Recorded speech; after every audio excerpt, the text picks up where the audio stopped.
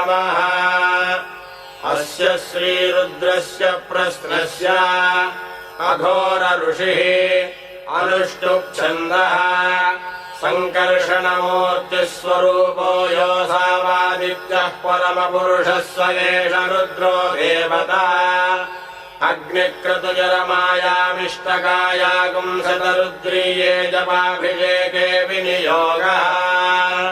नमः शम्भवे च अग्निहोत्रात्मने अङ्गुष्ठाभ्याम् नमः। मयो भवेद दर्शपूर्णमासात्मने तर्जनीभ्याम् नमः।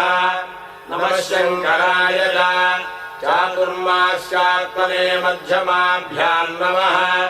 मयस्कराय च निरूढपशुबन्धात्मने अनामिकाभ्याम् नमः। नमः शिवाय च ज्योतिष्ठोमात्मने कनिष्ठिकाभ्याम् नमः। शिवकराय च सर्वकृत्वात्मने करतलकरपृष्ठाभ्याम् नमः। नमः शम्भवे च अग्निहोत्रात्मने हृदयाय नमः।